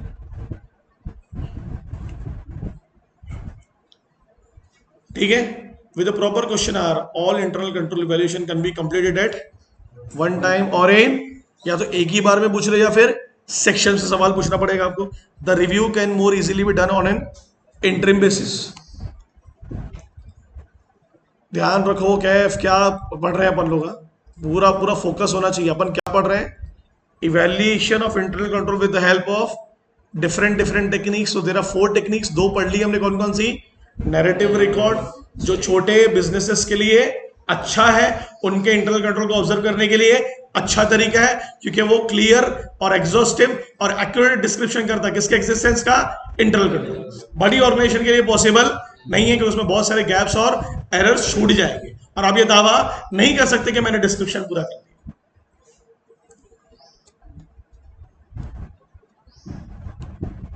क्लियर है? वहां एक वर्ड लिखा है, जो क्वेश्चनर फॉर्म होगा वो ऑर्डर में होगा, एक प्रॉपर ऑर्डर में। And disclosing control defect. Example समझाओ। सर कंट्रोल इसलिए वीक है, ऑडिटर बोल रहा है सर कंट्रोल इसलिए वीक है क्योंकि अपॉइंटमेंट्स ही गलत हुए। That is the order. आपने सीक्वेंस बता दिया, अगर अपॉइंटमेंट्स गलत नहीं होते, 9 सीखिए लोगों को हायर नहीं किया जाता, ऐसे लोगों को हायर जिन्होंने कभी कंट्रोल्स में काम नहीं किया। तो सर ऐसा, तो आपको जो डिफेक्ट ऑफ डिस्क्लोज करोगे किसके, इंटरनल कंट्रोल के, उसका आपको पूरा सीक्वेंस बताना पड़ेगा। सर चलो इन्होंने हायर तो कर लिया, ध्यान देना, हायर तो कर लिया, बट इंटरनल कंट्रोल के रिक्रूटमेंट और सिलेक्शन पॉलिसीज पर कोई एडमिनिस्ट्रेटिव कंट्रोल ही नहीं था। तो जब मैनेजमेंट में ही कोई ध्यान नहीं दे रहा है तो गलत लोग तो अपॉइंट होंगे ही ना। ये आपको पूरा ऑर्डरली डिस्क्लोज करना पड़ेगा। किसके डिफेक्ट, इंटरनल कंट्रोल पे। आगे आ जाओ। It is the general practice to review the internal control system annually and record the review in, underline कर लीजिए, जनरल प्रैक्टिस है, हर ऑडिटर ये काम करता ही करता है, एनुअली रिकॉर्ड करेगा और उसे रिव्यू भी दे देगा डिटेल में।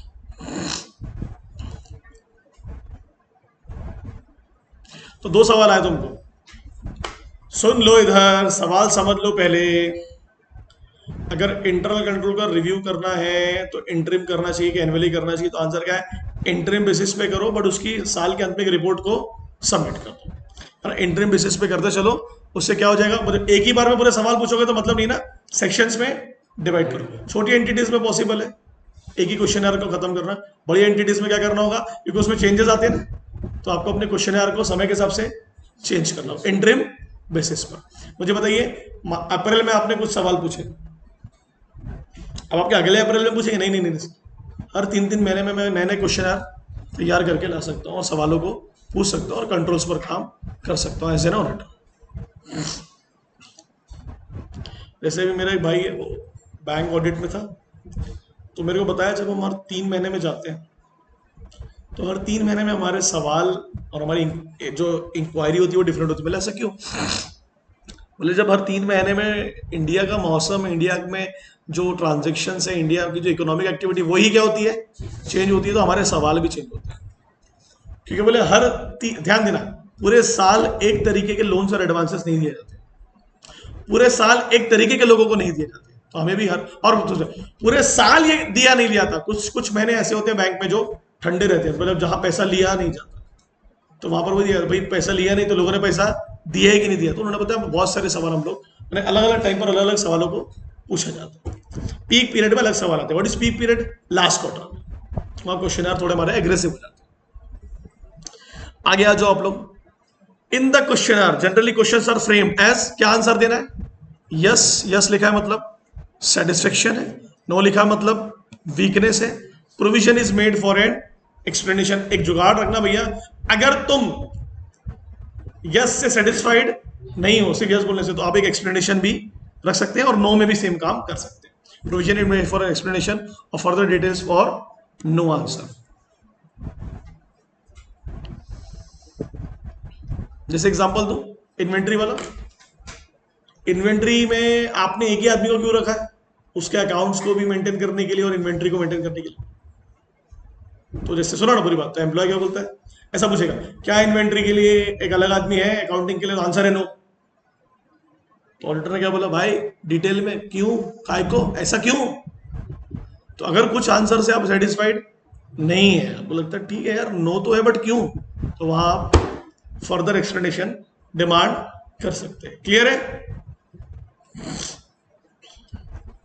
इन respect of questions not related to the business और नॉट एप्लीकेबल रिप्लाईज, जो सवाल आप बोलो बिजनेस से रिलेटेड नहीं है तो उसमें क्या में टिक कर देना उसको। तो कौन से सवाल हो सकते हैं, लिखो personal questions can be asked. Personal questions उनके पर्सनल लाइफ को लेके हो सकता है, भाई क्यों नहीं हो सकता, उनके प्रीवियस एक्सपीरियंसेस जो थे पुरानी कंपनियों में।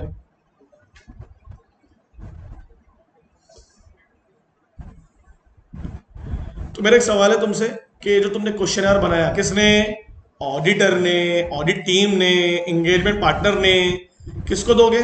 क्लाइंट को दूंगा सर, क्लाइंट मतलब ऑर्गेनाइजेशन को, और वो किसको देगा? एम्प्लॉयज को देगा सर। कौन से? इंटरनल कंट्रोल के ऑफिसर्स और एम्प्लॉयज को देगा, और वो सवालों के जवाब उनको देने पड़ेंगे। कभी फॉर्म भरा है तो फॉर्म में रहता है ना यस नो, और यस नो है तो क्यों। कुछ सवालों के जवाब क्या में रहेंगे? यस और नो में। कुछ सवालों के जवाब क्या रहेंगे? यस है तो क्यों और नो है तो क्यों। वो आपको एक्सप्लेनेशन। लास्ट पैराग्राफ पढ़ो, खत्म हो गया पढ़ के। तो questionnaire is usually issued to the client, और क्लाइंट को रिक्वेस्ट किया जाएगा to get the filled by. कौन फाइल करके देगा? Executives and employees. क्लियर है? बोलो यार। If on a perusal basis of the answers inconsistency and apparent incongruities are notice. अगर तुम्हें कोई ऐसे आंसर्स मिले जिसकी जरूरत नहीं थी, या ऐसे आंसर्स नहीं मिले जिसकी जरूरत थी, द मैटर इज फर्दर, बोलो बोलो, कौन डिस्कस करेगा? Bye auditor staff with the client employees for a clear picture. तो 3 सवाल है वहां पर। आंसर को लेके इनकंसिस्टेंसी है ना, इनकंसिस्टेंसी मतलब yes yes yes no no no चल रहा है भैया, मतलब यस नो, समझ रहे हो? मजाक कर रहा है सामने वाला। सवालों के जवाब मुझे कंसिस्टेंट वे में नहीं मिल रहा है, तो मुझे क्या लगेगा? बोलिए। और अपरेंट मतलब क्या होने वाला बताइए? अपरेंट का मतलब होता है जो चीजें दिखती हैं, रियल है ना। मुझे महसूस हो रहा है भाई कुछ इरेगुलरिटीज नोटिस की गई जवाबों में, मतलब जहां नो थे और जहां एक्सप्लेनेशन की डिमांड थी वहां एक्सप्लेनेशन नहीं दिए गए। तो क्या होगा? क्या करेगा ऑडिटर स्टाफ? डिस्कस करेगा क्लाइंट एम्प्लॉयज से फॉर ए क्लियर पिक्चर। सवाल पूछ सकता है ना, अगर कोई अनक्लियरिटी मिलती है, कोई इरेगुलरिटी मिलती है, किसको? ऑडिटर को। किस में? फॉर्म में। किस में? क्वेश्चनर फॉर्म में। जहां प्रोविजंस दिए गए थे वहां एक्सप्लेनेशन नहीं है, तो किससे डिस्कस करेगा? Client employees for a clear picture. और डिस्कस करने के बाद में भी अगर मुझे प्रॉपरली इंफॉर्मेशन नहीं मिली, तो लास्ट 2 लाइन पढ़िए क्या लिखा है? The concern auditor then prepare a report of कमियां, deficiency and recommendations for improvement. Clear हुआ? अरे बोलो यार।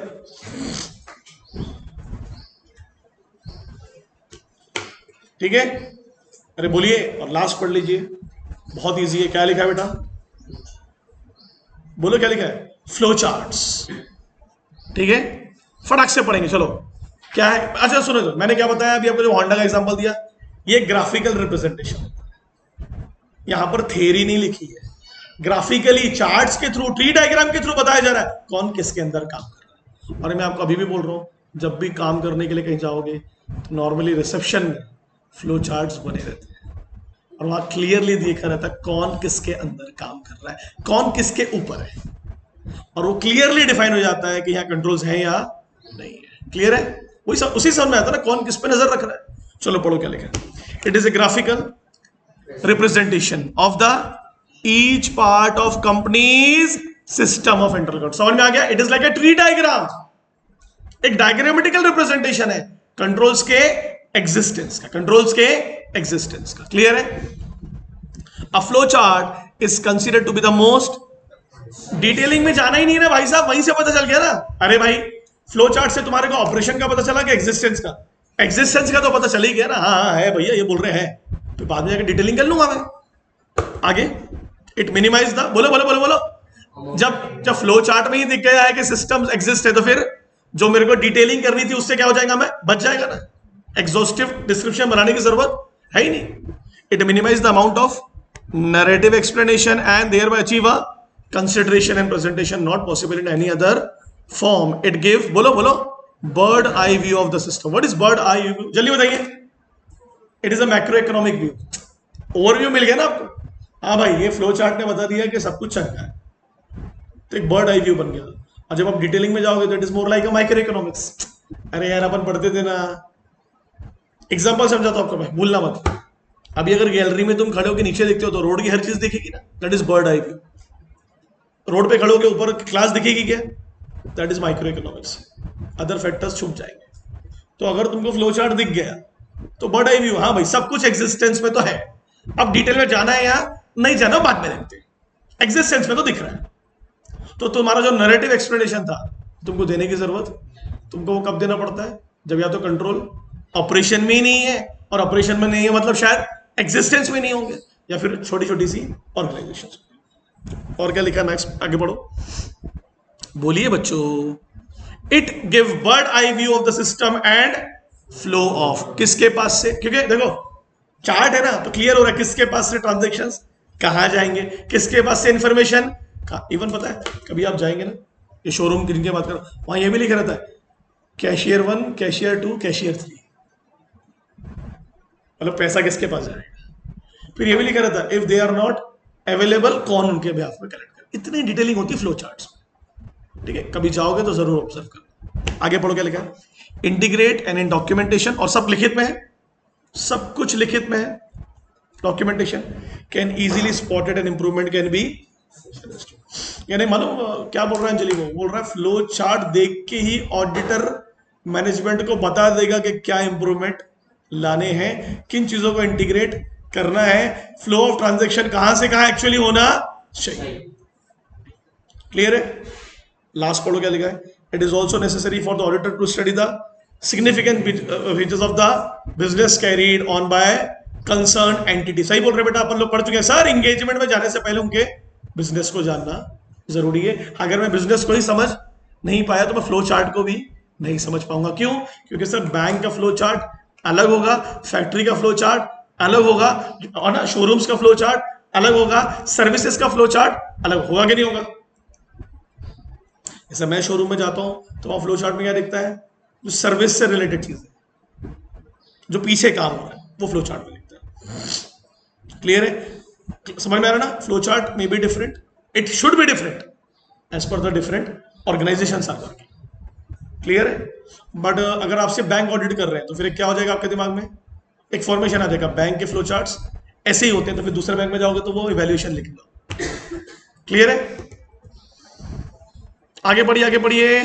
सिर्फ बिजनेस के बारे में नहीं जानना है, उसके नेचर, फिर उसके वेरियस चैनल्स, कहां से सामान आता है, कहां सामान बेचा जाता है, कितना कैश में है, कितना इनवर्ड्स है, कितने आउटवर्ड्स है, रिटर्न इनवर्ड्स कितने, रिटर्न आउटवर्ड्स कितने, and also comprehensive study of entire process of manufacturing, trading and administration.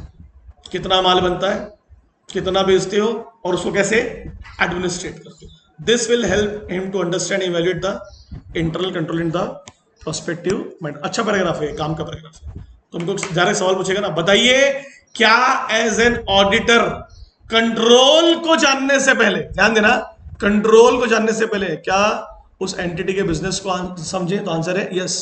क्यों? क्योंकि हर, मुझे बताइए, कंट्रोल डिपेंड करता है nature of business. You can't expect every control in every organisation, समझे क्या। इन्वेंट्री कंट्रोल कांट भी हर ऑर्गेनाइजेशन में एग्जिस्ट नहीं करेगा भाई। ई कॉमर्स में हो सकता ना, ई बिजनेस में ना, ई बिजनेस सॉरी,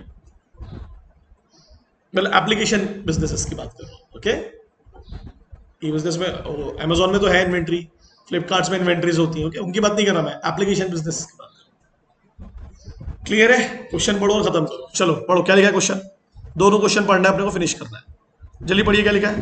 पहला क्वेश्चन क्या बोलता है, in order to evaluate the internal control of your and my limited. देखो ऐसे कंफ्यूज करता है, फालतू के नाम लिखता है। A team member of the auditor used a method according to which, ध्यान देना, नंबर ऑफ क्वेश्चंस पूछे जाएंगे, किससे, इंटरनल कंट्रोल से रिलेटेड, किससे, क्लाइंट से और क्लाइंट के एम्प्लॉयज और ऑफिसर से। After obtaining the answers there was a discussion related to those answers between team members of the audit and employees of the for a, अरे यार ये ऊपर वाला होगा, क्या कब आता है ये, जब आंसर्स पर यूजुअल नहीं होते, यूजुअल आंसर्स नहीं होते, है ना। दूसरा इनकंसिस्टेंसी होती है, और अपरेंट इंटरग्यूटी होती है, मतलब इरेगुलरिटीज होती है, ऐसी इरेगुलरिटीज जो दिख रही है, महसूस हो रही है।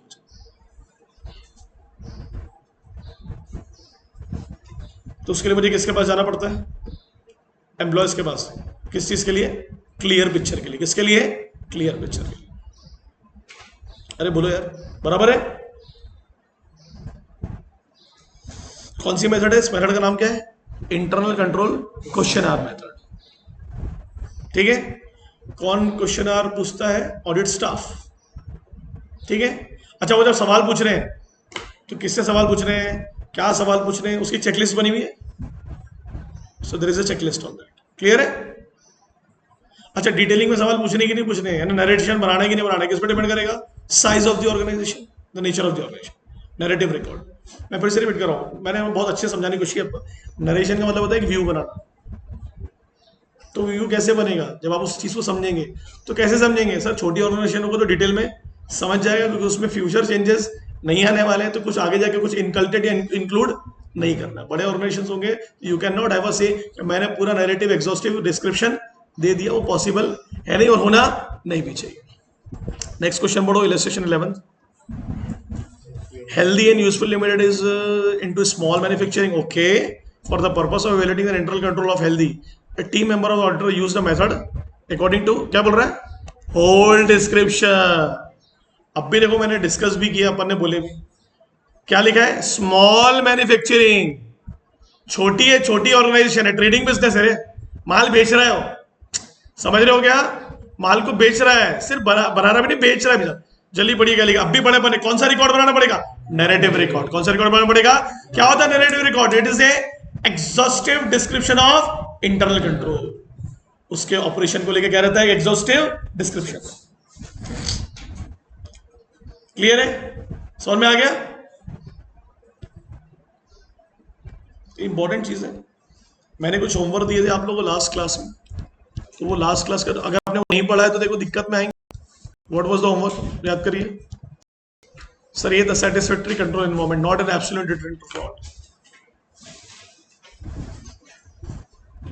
जल्दी बोलिए। जीरो कर सकता है क्या रिस्क को? क्या करेगा? रिड्यूस करेगा बस। एब्सोल्यूट नहीं है, रीजनेबल है, इतना याद रखो। क्लियर है? बोल रहा आपका कंट्रोल याद है, बड़ा ऊपर से अगर लग रहा है बढ़िया है, तो अंदर से भी एक्चुअली बढ़िया होगी कि बस रीजनेबली बढ़िया होगी?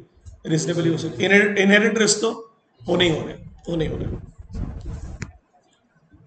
इनहेरेंट रिस्क एग्जांपल कोई पूछेगा तो क्या बोलोगे? सर कुछ बिल में कुछ एंट्रियां तो थोड़ी बहुत गलत होती है ना, बट वो बेंचमार्क के हिसाब से होनी चाहिए। मतलब जो आपने बेंचमार्क डिसाइड किया उसके नीचे होगा तो चलेगा, उसके ऊपर आया तो फिर तो अपने को पता वो मटेरियलिटी में आ जाएगा।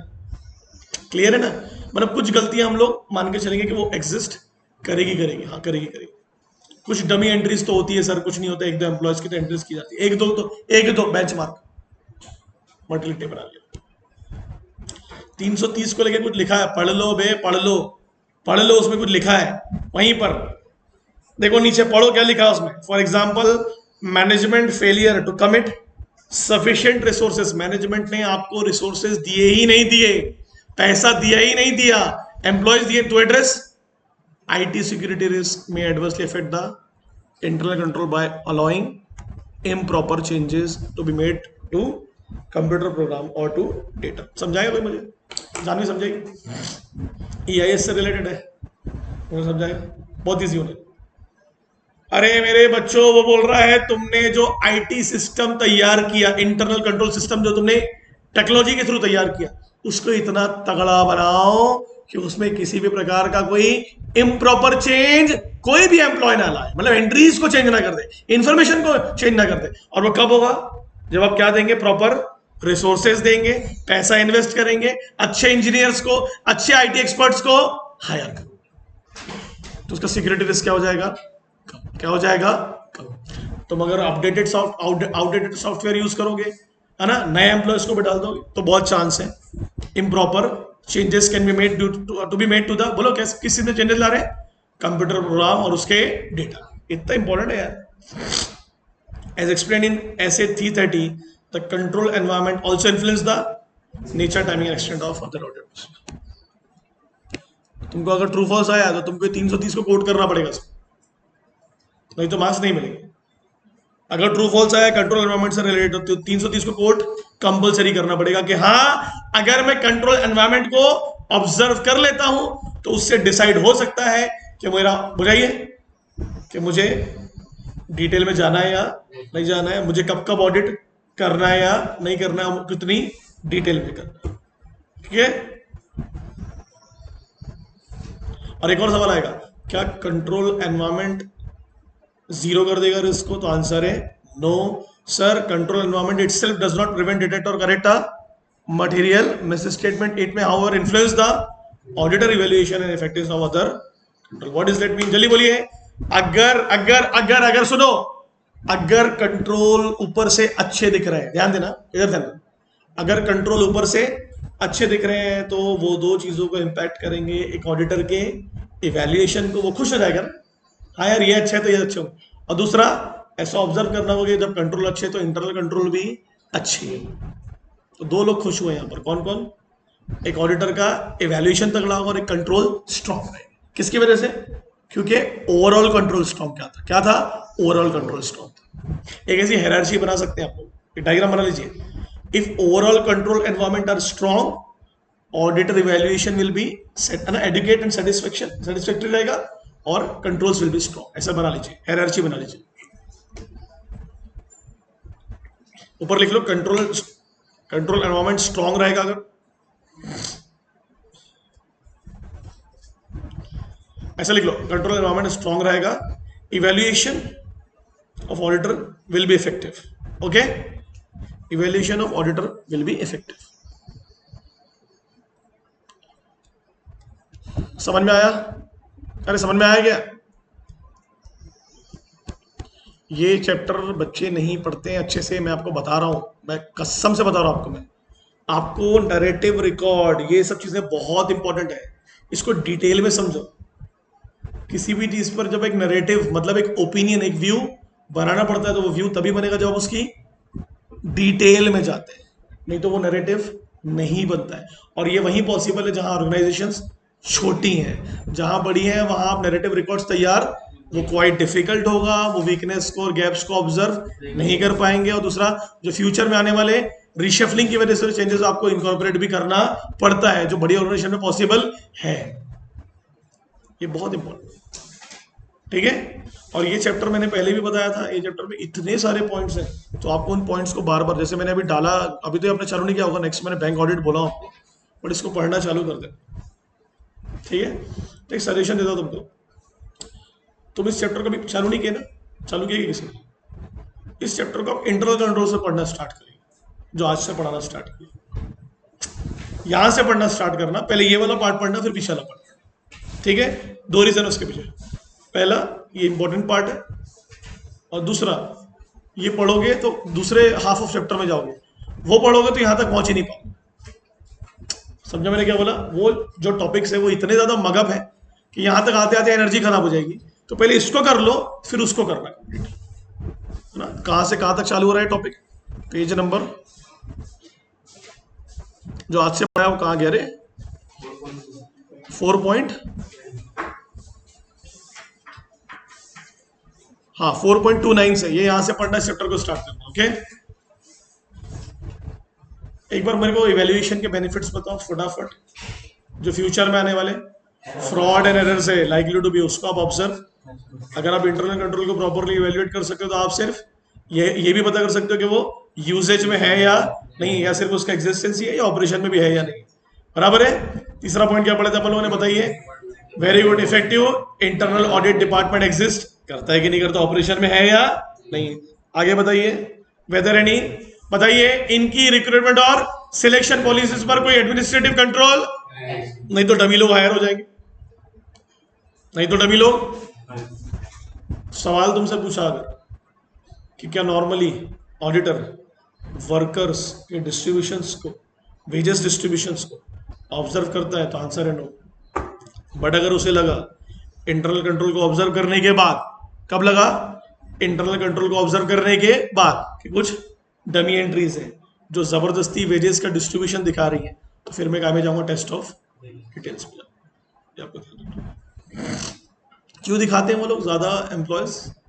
ये नहीं एक्सपेंसेस तो बहुत जनरल रीजन, बहुत लोग काम कर रहे हैं जी इंटरनल कंट्रोल में। देखिए कितने लोगों को हायर किया, सोचिए इतने लोग होंगे तो गलती तो हो ही नहीं सकती हमसे।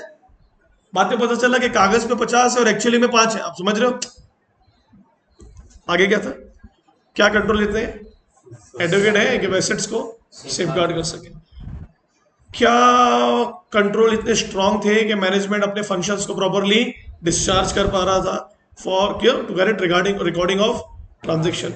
कंट्रोल अगर स्ट्रांग हुए तो क्या होगा जल्दी बताइए? जो रिलायबिलिटी होगी किसकी?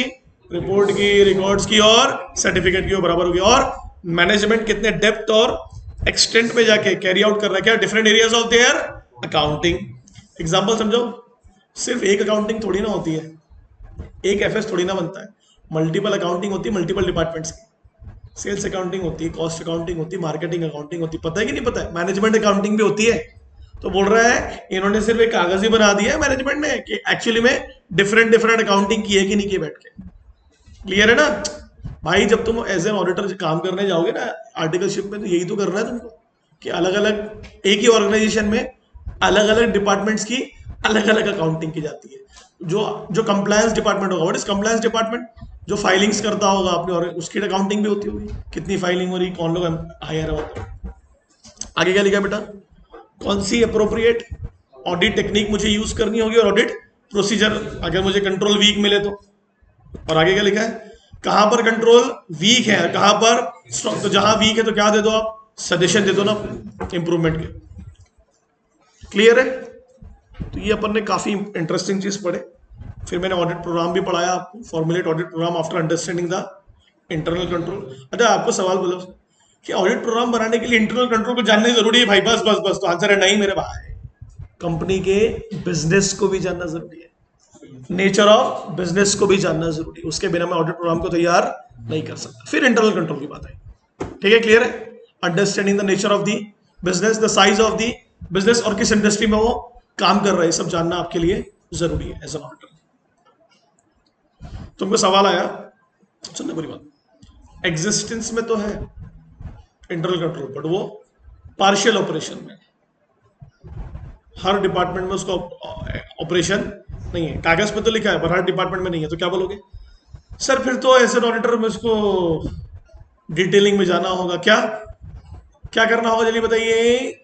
ऑब्जर्वेशन करना होगा और कंफर्मेशन करना होगा mass entries of vouchers and transactions. Clear है कि नहीं क्लियर? और क्या दिक्कत हो सकती है? डाल तो दिया आपने सिस्टम में, बट उसका प्रॉपर फॉलोअप नहीं लिया। किसने? मैनेजमेंट ने प्रॉपर फॉलोअप नहीं लिया। सिस्टम बना दिया बट फॉलोअप नहीं लिया। देखो मैं अपनी तरफ से पूरी कोशिश कर रहा हूँ कि आपके पैराग्राफ्स के अंदर के क्वेश्चन कैसे आते हैं समझे। आपको मैंने उस दिन भी बोला, सुनो मेरा जो प्लान है ऑडिट के लिए वो ऐसा है। ऑडिट सुकून में पढ़ने वाला सब्जेक्ट है। सुकून का मतलब क्या होता है कि भाई आपके कुछ सब्जेक्ट हो गए, मैं सिर्फ ऑडिट पढ़ रहा हूँ और एक दो सब्जेक्ट पढ़ रहा हूँ। तो जो लोग दोनों ग्रुप दे रहे हैं उनके लिए बहुत सिंपल सजेशन है, बहुत सिंपल है। अपने प्रैक्टिकल सब्जेक्ट्स को मार्च में खत्म कर दो with auditors 6 to 7 chapters. Clear है? What is my strategy? 13-14 chapter है, उसमें से कम 8 चैप्टर ऐसे होंगे, 8 से 9, जिसको हम 3 बार पढ़ेंगे, बचे हुए 2 बार। तो ऐसा होने वाला है आगे जाके कि मैं आपको कुछ चैप्टर्स को बार बार पढ़ने के लिए बोलूंगा। उसका फायदा होगा ना, उससे रिलेटेड कोई भी क्वेश्चन आएगा आपको आउट ऑफ मिलेगा। अगर आपको लग रहा है कि आप 14 चैप्टर को दुनिया में रहने, कोई भी बोलेगा मैं 14 चैप्टर को 4 बार पढ़ लूंगा, फालतू है। तो अभी ये जो चैप्टर, जितने भी चैप्टर 20 तारीख के पहले कंप्लीट हो जाएंगे। मतलब मैं कोशिश कर रहा हूँ खत्म कर दूं अगले 10 दिन में, कैसे बुला के दो टाइम बुलाओ या कैसे भी। मार्च में पूरा ऑडिट मत पढ़ना, माय रिक्वेस्ट। मार्च में आप 70% ऑडिट पढ़ना, बट उसको 2-3 बार पढ़ लेना। समझो मैं क्या बोल रहा हूं। अप्रैल में कुछ चैप्टर छोड़ देना। क्यों? उसको मैं आराम से पढ़ता हूं जब तक, क्योंकि आपके पूरे प्रैक्टिकल सब्जेक्ट खत्म हो जाएंगे, और जैसे ही प्रैक्टिकल सब्जेक्ट खत्म होते हैं तो फिर आपका टाइम जो है वो बढ़ जाएगा। यही स्ट्रेटेजी अपनाइएगा, आंख बंद करके अपनाइएगा। तो जो लोग दोनों ग्रुप दे रहे हैं, कॉस्ट अकाउंट्स, टैक्स का मैं नाम नहीं लूंगा, टैक्स करते रहना है, एडवांस एफएम खत्म करो, उसमें जीएसटी भी इंक्लूड कर लो, जीएसटी भी इंक्लूड कर लो उसमें। और अप्रैल में क्या करने का फिर? ऑडिट, एआईएसएसएम और लॉ, और प्लस जो टैक्स आपका चलेगा। मैंने बताया ना अकाउंट्स का जो पेपर रहेगा उसके 5 दिन पहले तक ऑडिट और एआईएसएसएम पढ़ते रहना। क्लियर है? एडवांस एफएम को ऐसा करो, और आपका कॉस्ट और अकाउंट्स के दोबारा आपको देखने की जरूरत है। तो जो दूसरा ग्रुप दे रहे हैं तो वो क्या कर रहे हैं, तो अपना जोश कम रहता है थोड़ा सा, बनेगी ग्रुप दे, तो तुम लोग एडवांस और एफएम के 50 क्वेश्चन पेपर सॉल्व कर लेना सारे। और जो लोग दोनों ग्रुप दे रहे होंगे, स्ट्रेटेजी मैंने काफी क्लियर कर दिया। अपने को पेपर अभी देना है और एक पेपर अप्रैल में भी देना है। क्लियर है ना? और अपने को अप्रैल में पेपर देना है ऑलमोस्ट। तो सबकी स्ट्रेटेजी डिफरेंट है। समझ में आ गया मैंने क्या बोला आपको? तो अपने जितने प्रैक्टिकल सब्जेक्ट है उसको ऐसा पढ़ो मार्च में कि अप्रैल में जरूरत ही ना पड़े। और अप्रैल में एआईएसएसएम और ऑडिट पर जरा देखो, अगर दोनों ग्रुप निकालना है विद इज्जतदार मार्क्स, तो ऑडिट और एआईएसएसएम को भी सेम इज्जत देनी पड़ेगी जो बाकी सब्जेक्ट को देगी। और अगर आपको लग रहा है कि 40-40 करके निकाल लेंगे तो एक ना एक ग्रुप आपका अटकेगा। ठीक? क्लियर? समझ में आ रहा है? मेरी पूरी कोशिश रहेगी टेस्ट रिवीजन, जैसे मैंने अभी रिवीजन लिया पढ़ाते पढ़ाते तुरंत पढ़ाया इसको, मैं यही करने वाला हूँ अभी। मगर मेरा बहुत क्लियर, मैं अपने दिमाग में काफी क्लियर हूँ कि 70% चैप्टर्स की जो पढ़ाई है वो 30% से ज्यादा होनी चाहिए। और वो 70% क्या है, इसमें एक और चैप्टर इंक्लूड करने वाला हूं मैं, ठीक, ऑडिट ऑफ फाइनेंशियल स्टेटमेंट, उसको मिला के। क्लियर है? क्योंकि तुमने मार्च में पूरा ऑडिट पढ़ने की कोशिश की है तो मगअप हो जाएगा, मत करना। अभी क्या करने का, जैसी 20 तारीख खत्म होगी ना, अपन ऑडिट, बैंक ऑडिट खत्म कर लेंगे इंशाल्लाह, और ये भी खत्म कर लेंगे पढ़ के।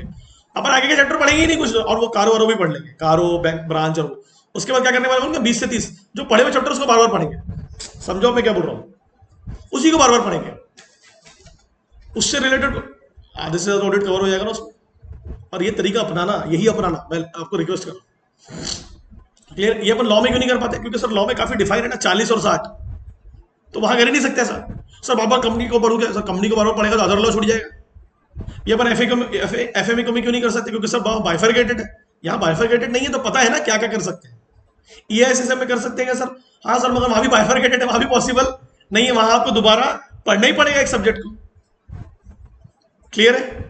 तो अगर ईआईएसएसएम में भी 60-70 प्लस लाना है तो अप्रैल का महीना उनके नाम होना चाहिए। उसके लिए आपको मार्च में अपने 5 प्रैक्टिकल सब्जेक्ट को ऐसे खत्म करना होगा, ऐसे खत्म करना होगा कि 80 प्लस की तैयारी होनी चाहिए, आपके 5 और आपके 2। क्लियर है? और बहुत इजी तरीका है, मॉड्यूल पूरी सॉल्व है, 50% काम हो गया, प्रीवियस ईयर सॉल्व है, 30% काम हो गया, और 20% का मतलब क्या होता है, एमटीपी आरटीपी, तो आपका काम हो गया। या अगर आपने कर लिया प्रीवियस ईयर कितने, तो जो मेरे को समझता है 5 साल के मतलब 10 अटेम्प्ट के। क्लियर है? समझ में आ गया? उसको फॉलो करो। मैं तो काफी पॉजिटिव हूं आपके रिजल्ट्स को लेकर, मेरे को लग रहा है यहाँ बैठा हुआ और बच्चा पास हो रहा है, मेरे को गारंटी दिख रही है।